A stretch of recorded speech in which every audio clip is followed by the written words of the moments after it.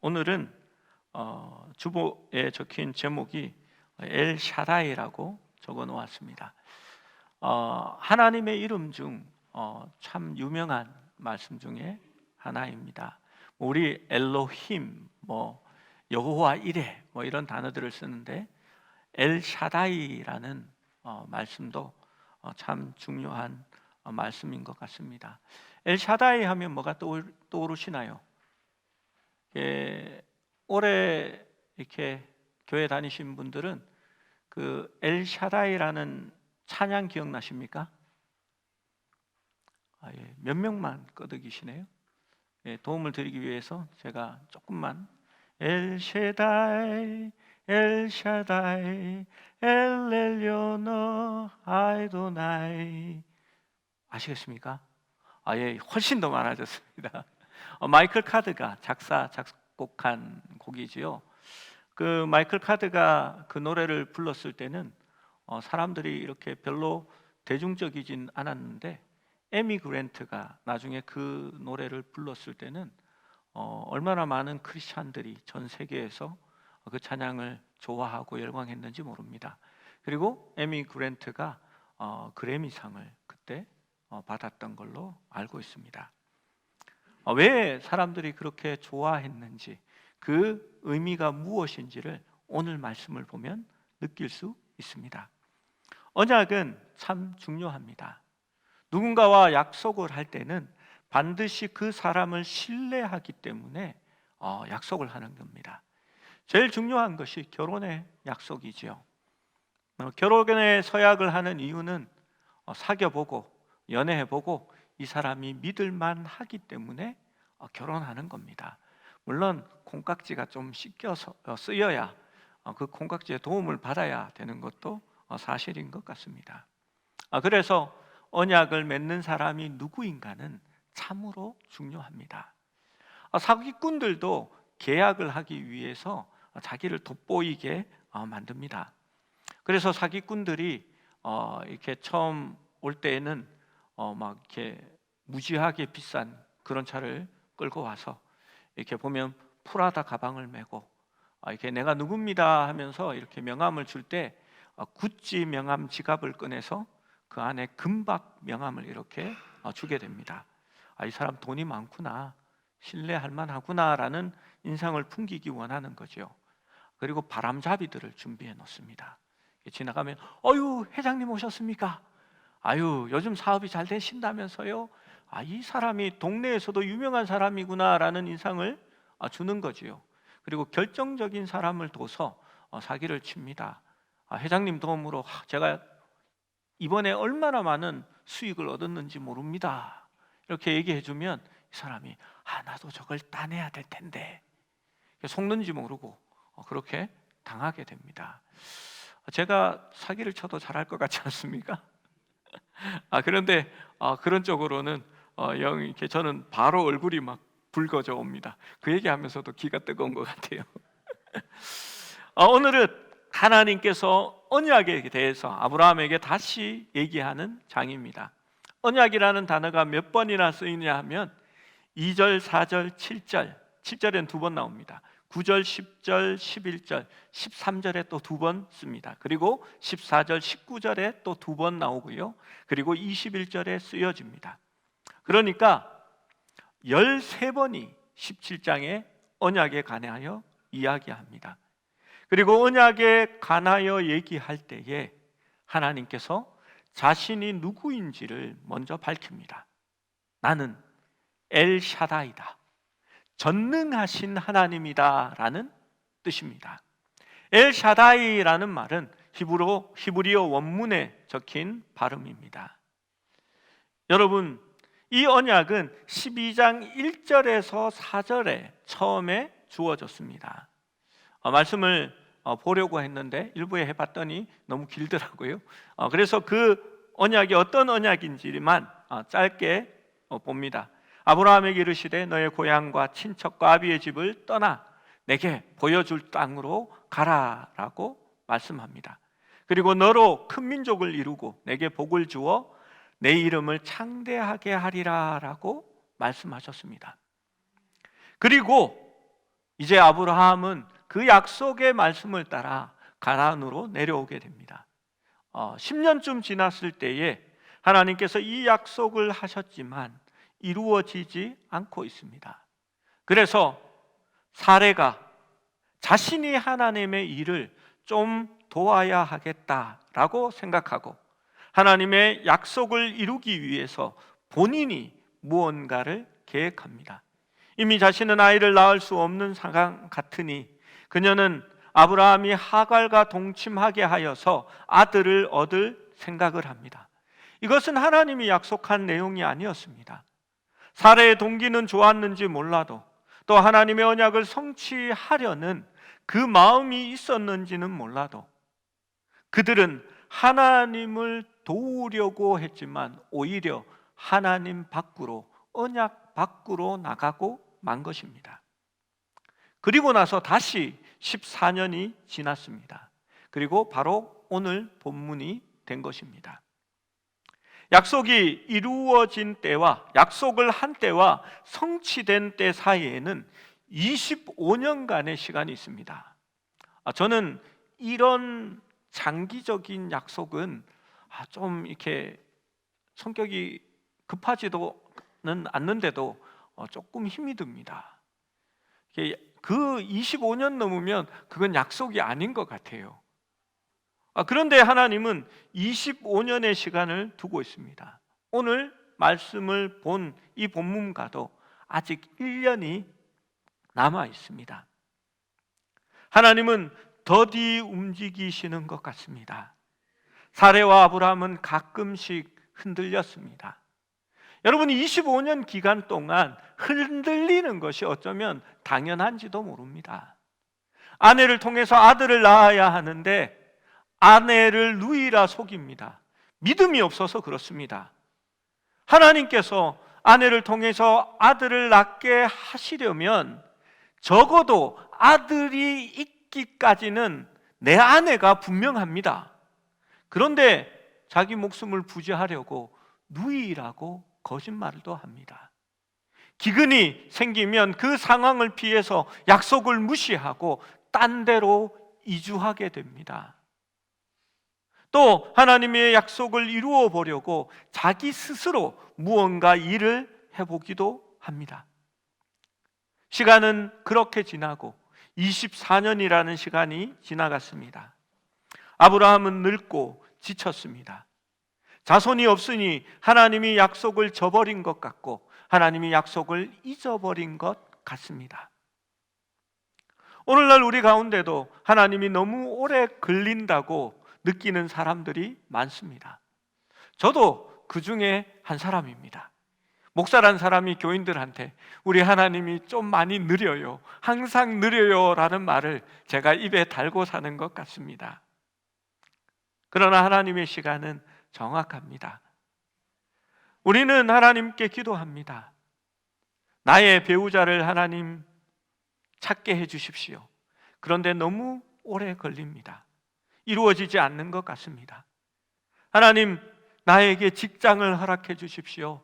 그 직장이 필요합니다. 기도하지만 오래 걸리는 것 같습니다. 내 가정에 문제가 있고 그것이 빨리 해결되기를 원하는데 그것도 이루어지지 않는 것 같습니다. 내 자녀를 위해서 기도하고 이 자녀가 잘 되기 위하여 날마다 간구하는데 별로 무언가 이루어지지 않는 것 같습니다. 여러분, 하나님은 달팽이의 속도로 움직인다라고 느껴집니다.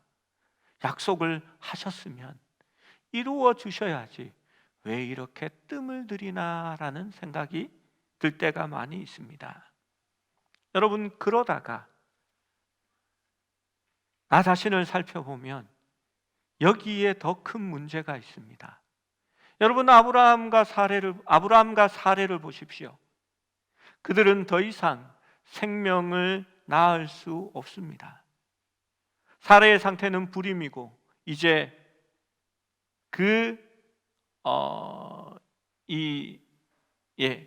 가임 기간도 끝이 났습니다. 자녀가 없습니다. 궁극적으로 하나님의 언약이 이루어질 수 있는 능력이 이제 사라져 버렸는데 어떻게 그 언약이 성취될 수 있겠습니까? 아브라함과 사레는 지금 더 이상 언약을 이루기에 합당한 사람들이 아닙니다. 여러분, 교회 사역을 하면서 가끔씩 느끼는 것이 있습니다. 내가 하나님의 약속을 이루어 드릴 만한 사람인가라는 자격지심 말입니다. 하나님의 말씀에 내가 전혀 해당 상황이 없다라는 생각을 할 때가 있습니다. 여러분, 그때에 우리는 어떻게 해야 할까요? 우리는 하나님의 약속을 이룰 만한 실제 무언가가 없습니다. 저는 제자들을 생각해 봅니다. 예수님은 보리떡 5개와 물고기 2마리로 그 수많은 10,000명이 넘는 백성들을 먹이라 합니다. 그런데 내 손에 쥐어진 것은 고작 물고기 2마리, 떡 5조각 뿐입니다. 하나님은 먹이라 하지만 어떻게 먹일까 늘 고민합니다. 우리는 무언가 있어야 할 수 있습니다. 무슨 일을 하려면 도구가 있어야 하고, 무언가 펼쳐보려면 자본금이 있어야 하고, 재료가 있어야 하고, 무언가 일을 하려면 도와주는 누군가가 필요합니다. 그런데 하나님은 무에서 천지를 창조하셨습니다. 그래서 하나님은 자신을 엘샤다이, 전능하신 하나님이다라고 말하고 있는 것입니다. 여러분, 아브라함이 99세가 되었을 때, 여러분, 이 99세라는 말이 야, 나이가 많구나라는 그 말이 아닙니다. 절망의 나이입니다. 약속을 이룰 수 없는 시기라는 말입니다. 그때 하나님은 이제 마지막 언약을 다시 한 번 더 확인해 줍니다. 그 언약을 말할 때에 하나님께서 먼저 나는 엘샤다이다, 나는 전능한 하나님이다 라고 말하는 것입니다. 왜냐하면 그 언약을 이루는 것은 나에게 있지 않고 하나님께 있기 때문입니다. 야고보서 1장 3절에서 4절은 이렇게 말합니다. 함께 읽어볼까요? 시작. 이는 너희 믿음의 시련이 인내를 만들어내는 줄 너희가 알미라. 인내를 온전히 이루라. 이는 너희로 온전하고 구비하여 조금도 부족함이 없게 하려 함이라. 여러분, 이 말이 참 어려운 말입니다. 믿음의 시련이 인내를 만든다라고 말합니다. 여러분, 믿음이 있으면 즉각적으로 당장 이루어진다라고 말하지 않습니다. 믿음의 시련이 인내를 만들어낸다라고 말합니다. 믿음 때문에 참고 기다릴 수 있게 되는 것입니다. 그리고 성경은 이렇게 말합니다. 인내를 온전히 이루라. 무슨 말일까요? 인내할 만큼 인내하라는 겁니다. 그게 쉽지 않은 겁니다. 아브라함은 25년간의 인내를 합니다. 물론 그 중에 하나님의 약속을 떠나버리며 하나님의 약속에서 벗어난 일도 있었지만 아브라함은 그래도 그 약속을 붙들고 살아가고 있는 것입니다. 야고보서 1장 6절에서 8절 말씀을 보면 이어서 이렇게 말합니다. 오직 믿음으로 구하고 조금도 의심하지 말라. 의심하는 자는 마치 바람에 밀려 요동하는 바다 물결 같으니 이런 사람은 무엇이든지 주께 얻기를 생각하지 말라. 두 마음을 품어 모든 일에 정함이 없는 자로다. 모든 일에 정함이 없는 자로다.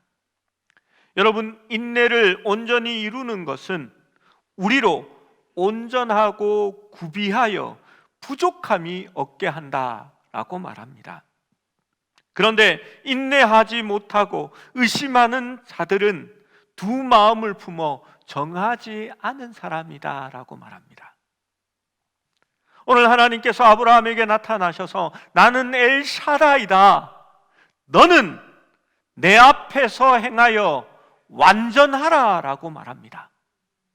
여러분, 그 완전하다라는 말이 무엇일까요?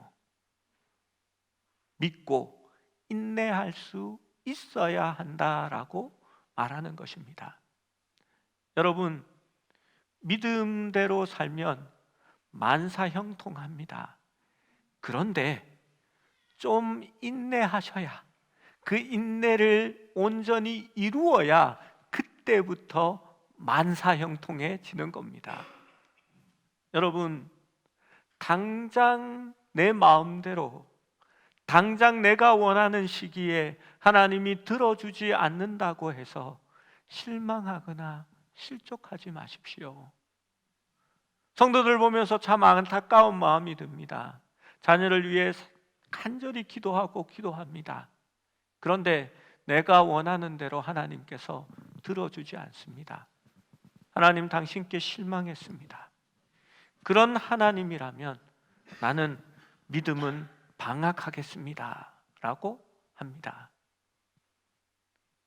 삶에 있어서 어려움이 다가오면 포기하고 상황에서 더 나은 쪽으로 옮겨가려고 합니다. 그래서 직장도 옮기고 또 이사도 가려는 분들이 있습니다. 그러나 저는 말합니다. 조금 더 인내하시고 하나님을 기대해 보기를 말입니다. 그 인내의 기간은 하나님께서 우리를 온전하고 구비하여 부족함이 없도록 만드는 시간일 것입니다. 여러분, 상황은 늘 좋지 않습니다. 아브라함의 지금 상황을 보십시오. 가능성이 없습니다. 자신은 늙었고 아내는 임신하지 못합니다. 자신들은 이 약속을 이제 이룰 수 없습니다. 이 약속이 어떻게 이루어질지 이해도 되지 않습니다. 그때 하나님은 나에게서 눈을 들어 하나님을 보라고 합니다. 그 하나님이 엘샤다이기 때문에, 전능하신 하나님이시기에 그 약속은 이루어질 수 있게 되는 것입니다. 하나님은 다시 너와 나 사이에 언약을 두어 너를 크게 번성하리라 라고 말씀합니다. 아브라함은 엎드려집니다. 여태껏 자기가 하려고 했던 것과 하나님이 하려고 하는 것이 다르기 때문입니다. 여기서 아브라함의 반응은 그가 이전에 하나님께 보인 반응과는 다릅니다. 15절에는 아브라함은 불평으로 반응했습니다.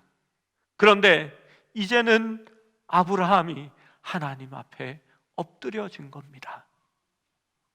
온유하고 구비하여 부족함이 없게 되어가는 과정에 들어간 겁니다.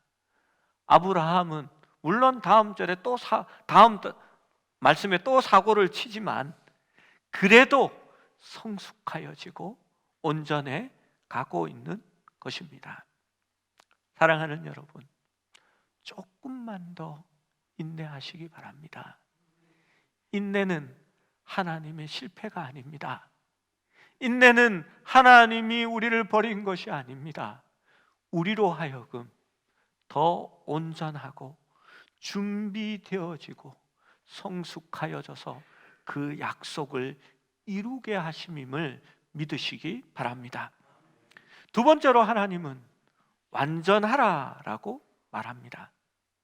하나님은 자신을 전능한 하나님이라 소개하시고 너는 내 앞에서 행하여 완전하라라고 말씀합니다. 우리가 하나님의 언약을 통해 축복을 받고 그 축복을 누리기 위해서는 하나님의 축복이 어떤 것을 가지고 있는지 그 축복을 이해할 수 있어야 합니다. 축복은 결코 하나님께서 나에게만 베푸시는 것이 아닙니다. 그것을 그렇게 생각한다면 그것은 하나님의 축복의 절반만을 이해하는 것입니다. 하나님의 축복은 통로요 길이 되는 것입니다. 축복은 나를 통해 하나님의 복이 흐르도록 하기 위해서 하나님께서 주시는 겁니다. 그래서 아브라함에게 내가 너에게 복을 주리니 너가 복을 받게 될 것이다 라고 말하지 않고 내가 복이 될지라 라고 이야기하는 것입니다. 창세기 12장 3절은 이렇게 말합니다. 너를 축복하는 자에게 내가 복을 내리고 너를 저주하는 자에게는 내가 저주하리니 땅의 모든 족속이 너로 말미암아 복을 얻을 것이니라 라고 말씀합니다. 그래서 우리는 이 상황을 축복의 통로라는 말로 잘 사용합니다.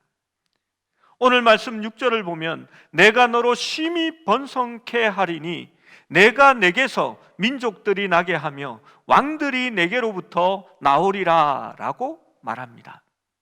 이 6절의 말씀은 히브리어 원문에는 크라는 대명사 전미어가 붙습니다. 누구로부터라는 전미사입니다.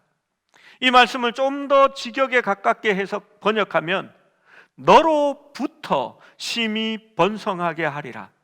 내가 너로부터 민족이 나게 할 것이며 왕들이 너에게로부터 나오리라 라고 말씀하는 것입니다. 그것이 하나님의 축복의 성격입니다. 이 원리는 매우 간단합니다. 하나님의 축복은 당신이 종착지가 아닙니다. 축복은 당신을 통하여 또한 누군가에게로 흘러가야 합니다. 그 축복의 통로가 되기 위해서 하나님께서는 너는 완전하라라고 말하고 있는 것입니다. 여러분, 그 완전하라, 축복의 통로가 되라라는 말은 어떤 의미일까요? 축복의 근원을 드러낼 수 있는 자가 축복의 통로가 되는 것입니다. 여러분, 하나님의 영광을 훔쳐가지 마십시오.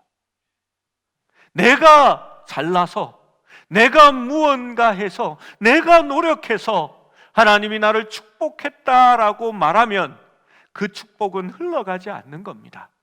하나님의 영광을 훔쳐간 겁니다. 여러분, 항상 좋은 것만이 복이 되는 것은 아닙니다. 제가 예전에 이지선 자매의 그 일을 예화로 말씀드린 적이 있습니다. 학교에서 공부를 하다가 돌아오는 길에 사고가 나고 자동차에 불이 붙었습니다. 온몸에 화상을 입었고 그 구조를 받아서 병원에 입원했을 때에는 정말 목숨도 구하기 힘든 상황이었습니다. 이 자매가 그 순간에 홈페이지를 만들고 주바라기라는 제목을 통해서 하나님께 기도하고 간구하고 자신이 만나는 하나님에 대해서 날마다 일기를 적기 시작했습니다. 처음에는 사람들이 그 홈페이지에 들어와서 제발 좀 하나님 얘기하지 마라. 너 때문에 영광이 되지 않잖아. 교회가 덕이 되지 않잖아. 예수를 잘 믿었으면 왜 그런 사고를 당하냐고 사람들이 비난했습니다. 그러나 그녀는 하나님이 자기에게 하시는 일들을 계속해서 적기 시작했습니다. 하나님이 이지선 자매와 함께 한다는 글들을 보고 사람들이 나중에 방명록에 다시 글들을 답니다. 당신이 믿는 하나님이라면 나도 믿어보겠습니다. 나는 교회에 실망하고 나의 아버지는 목사지만 나는 교회를 떠났던 사람입니다. 그러나 당신을 보면서 다시 하나님께로 돌아가려고 합니다. 나를 위해서 기도해 주십시오라는 그러한 말들이 그 방명록에 채워지기 시작했습니다. 여러분, 하나님과 함께하고 자기와 함께하는 하나님을 드러낼 때에 그녀는 하나님의 축복을 축복의 통로로 쓰여지고 있었던 것입니다.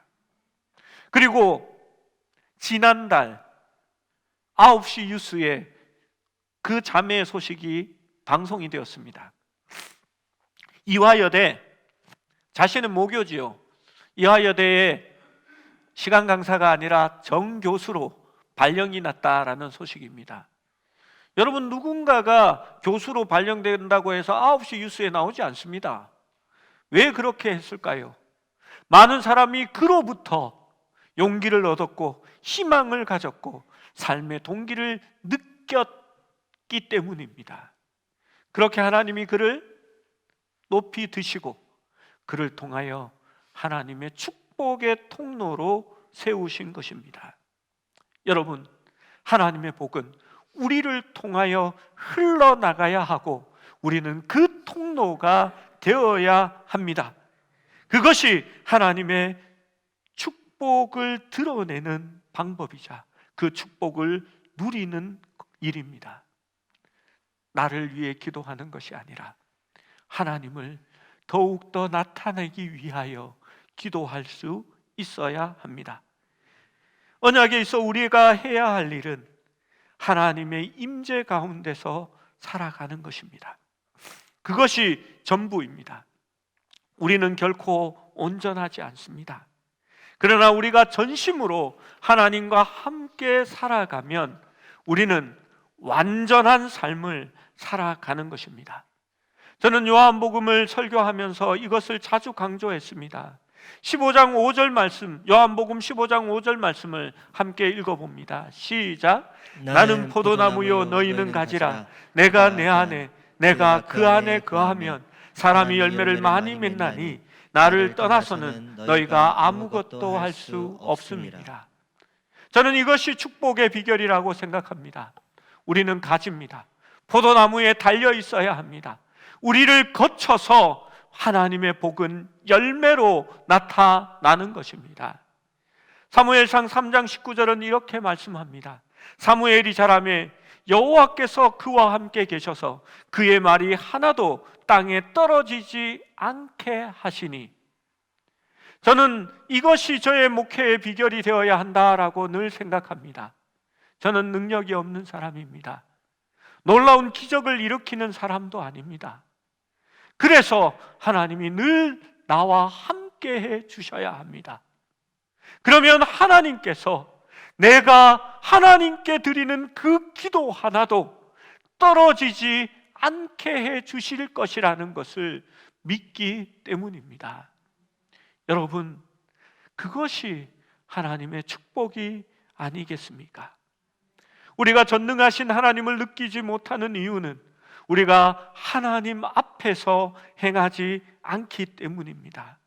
빛 가운데 거하지 않기 때문입니다. 하나님의 복을 나만을 위하여 쌓아 놓으려고 하기 때문입니다. 99세의 아브라함은 너는 내 앞에서 온전히 행하라 라는 말을 듣고 엎드려집니다. 아브라함과 사라가 한 일은 전능하신 하나님 앞에서 한 일이 아니라 지금까지는 스스로 우회하고 하나님의 약속을 피하여 갔습니다. 여러분, 그것을 성경이 어떻게 표현하고 있는지 아십니까? 자로나 우로나 치우쳤다라고 말하는 것입니다. 신명기 5장 32절에서 33절의 말씀을 같이 읽어봅니다. 시작. 그런즉 너희 하나님 여호와께서 너희에게 명령하신 대로 너희는 삼가 행하여 자로나 우로나 치우치지 말고 너희 하나님 여호와께서 너희에게 명령하신 모든 도를 행하라. 그리하면 너희가 살 것이요 복이 너희에게 있을 것이며 너희가 차지한 땅에서 너희의 날이 길리라. 아멘. 사랑하는 여러분, 하나님과 동행하십시오. 그분을 드러내십시오. 그러면 하나님의 복이 여러분에게 반드시 있을 것입니다. 여러분, 무슨 일을 하든지 하나님을 드러내는 연습을 하셔야 합니다. 저는 이렇게 대구에서 자랐습니다. 그 대구에 정말 안 좋은 말이 뭐냐 하면요, 물론 제가 생각하기에 안 좋은 말입니다. 언지에, 아이라에, 데스에, 괜찮아에, 이런 말들입니다.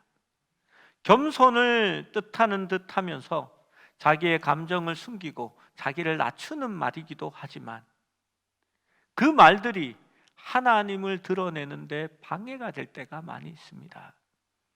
지난주에도 성도님 한 분이 저한테 말씀하셨습니다. 목사님, 참 은혜 받았습니다.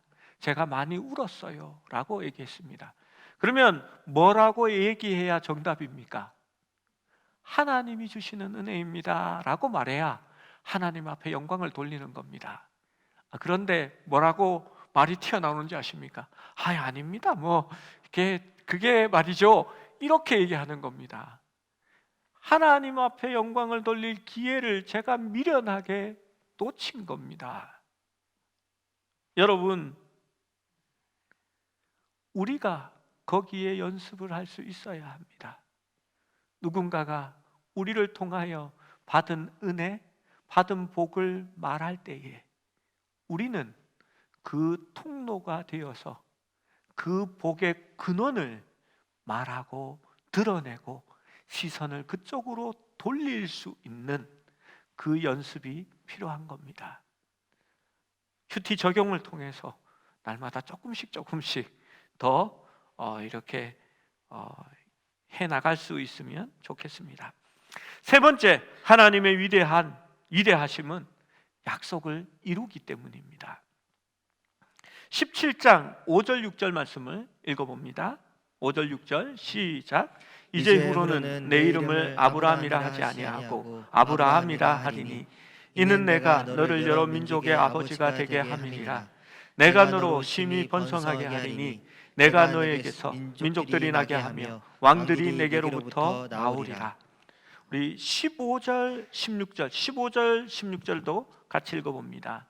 사레에게 하신 말씀입니다. 시작. 하나님이 또 아브라함에게 이르시되 내 아래 사내는 이름을 사레라 하지 말고 사라라 하라. 내가 그에게 복을 주어 그가 내게 아들을 낳아 주게 하며 내가 그에게 복을 주어 그를 여러 민족의 어머니가 되게 하리니 민족의 여러 왕이 그에게서 나리라. 하나님은 이들의 이름을 바꿔주십니다. 오늘 우리 수기 형제가 이 찬양을 참 센스 있게 잘 선곡을 했습니다. 이름이 중요한 것은 그 사람이 누구인지를 나타내기 때문입니다. 이름은 구약 시대의 정체성이기도 합니다. 야곱은 속이는 자, 붙잡는 자에게서 하나님의 아들이라는 이름으로 바뀌게 될 때에 그의 삶의 정체성도 바뀌어진 것입니다. 아브라함은 열국의 아버지가 됩니다. 사라는 열국의 주인 어머니가 되게 됩니다. 여러분, 그 말을 듣는 것이 바로 아브라함과 사라가 된 것입니다. 여러분, 아브람과 사레를 생각하면 아무것도 될 것이 없습니다. 자신을 보면 이제 희망은 끝이 난 것 같습니다. 그런데 우리의 시선을 들어 하나님을 보면 달라집니다. 그 하나님이 엘샤다이의 하나님이시기 때문입니다. 하나님을 바라보면 하나님이 시작하십니다. 그는 아브라함이 되게 하고 사라가 되게 합니다. 그리고 그 길었던 25년의 시간이 이제 끝이 나려고 합니다. 내년 이맘때에 사레가 아들을 안게 될 것인데 그 아들의 이름을 이삭이라 하라고 말씀해 주기 때문입니다. 여러분, 에베소서 3장 20절의 말씀을 함께 읽어봅니다. 시작. 우리 가운데 역사하시는 능력대로 우리가 구하거나 생각하는 모든 것에 더 넘치도록 능히 하실 이에게. 그렇습니다. 우리가 구하고 생각하는 모든 것에 하나님의 능력대로 더 넘치도록 능히 하실 하나님이다라고 말하는 것입니다. 여러분, 지금 기도해서 이루어지지 않는 것은 하나님께서 더 넘치도록 능히 하시려고, 그분의 능력대로 우리에게 주시려고 뜸을 들이고 있는 것뿐입니다. 이제 마지막 말씀을 읽어봅니다. 7절 8절 말씀입니다. 시작. 내가 내 언약을 너와 너 및 내 대대 후손 사이에 세워서 영원한 언약을 삼고 너와 내 후손의 하나님이 되리라. 내가 너와 내 후손에게 내가 거류하는 이 땅 곧 가나안은 땅을 주어 영원한 기업이 되게 하고 나는 그들의 하나님이 되리라. 아멘. 여러분, 이 말씀은 단순히 이스라엘 민족에게 향하는 말씀이 아닙니다. 하나님께서 아브라함을 통하여 왕을 주시겠다라고 말씀하셨는데, 그 왕은 또한 우리가 기다리고 고대하는 바로 예수 그리스도, 주님을 향하여 나아가고 있는 약속이기 때문입니다. 마이클 카드의 찬양이 사람들에게 참 소망이 된 것은, 그가 말하는 전능하신 하나님은 아브라함의 하나님이 아니라 우리의 하나님이기 때문입니다. 하나님은 전능하신 하나님으로 바다를 가르시고 버림받은 자들을 돌보시며 하나님의 백성들을 병에서 자유케 하고 치유하셨습니다. 그리고 죽음에서 다시 살아나게 만드셨습니다. 그리고 마침내 그 때가 왔을 때에 아브라함에게 아들을 주신 것처럼 우리에게도 약속하신 한 아들을 베풀어 주십니다. 그 하나님은 우리를 영원한 죄에서 구원하시고 우리에게 영원한 기업, 하나님의 나라를 주실 왕이셨기 때문입니다. 여러분, 그것이 아브라함의 약속이 우리에게 주어진 약속이 되는 이유요, 아브라함의 전능하신 하나님이 우리에게 전능하신 하나님이 되는 이유입니다. 마지막으로 이야기 하나만 하고 설교를 마무리하겠습니다. 한 남자가 낚시를 하러 갔습니다. 여러분, 물고기는 좀 커야 맛있습니다. 이렇게 보면 광어 한 마리 9,900원 하는 가게들이 있습니다. 그 9,900원 하는 이유는 그 광어가 작은 크기 1kg 내외의 광어이기 때문입니다. 기름이 없고 맛이 별로 없습니다. 광어는 대광어여야 맛이 있습니다. 대광어라 하면 3kg 이상이 되는 광어입니다. 요 앞에 이렇게 가게들이 있잖아요. 근데 그 회 가게에 보면 이렇게 적어놨습니다. 3에서 5kg 대광어 판매. 여러분, 그게 아주 중요한 말입니다. 우리 가게의 광어는 맛있다라는 말이기 때문입니다. 여러분, 낚시를 가면 큰 고기를 잡아야 되겠습니까? 작은 고기를 잡아야 되겠습니까? 큰 고기를 잡아야 됩니다. 근데 이 사람이 고기를 잡더니 이렇게 큰 고기를 잡았습니다. 옆에 사람들이 다 두려워하죠. 나는 안 잡히는데. 근데 이 사람이 그걸 바다에 푹 던집니다. 저 사람은 고기에 욕심이 없구나, 그냥 제비로 낚시 왔나 보다 생각했는데, 그 다음에 고기를 낚았는데 요만한 걸 낚았습니다. 그런데 그 고기는 자기 아이스박스 속으로 이렇게 툭 넣는 겁니다. 그런데 몇 번 그 행동을 계속해서 보이는 겁니다. 그래서 물었답니다. 아니, 왜 그렇게 작은 고기만 담고 있습니까? 이 사람이 뭐라고 대답했는지 아십니까? 우리 집의 후라이팬 크기가 25cm입니다 라고 얘기했습니다. 여러분, 내 후라이팬이 25cm밖에 안 되어서 거기에 작은 일에 스스로 내가 할 수 있는 일에 안주하고 있는 것입니다. 여러분, 작은 생선 먹는 일에 실증을 좀 내보십시오. 내가 할 수 있는 것보다 더 크고 능히 하실 전능하신 하나님이 우리를 위해 일하시는 것을 보기 원한다면 내 냄비의 크기를 보지 마십시오. 하나님의 크기를 재어 보시기 바랍니다.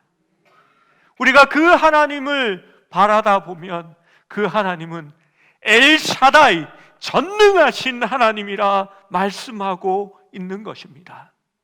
그 하나님은 우리가 생각지 못할 그 큰 일을 능히 이루실 하나님임을 믿습니다. 내게서부터 눈을 떼시고 하나님을 바라보십시오. 그 하나님이 우리에게 가장 큰 길로 인도해 주실 것입니다.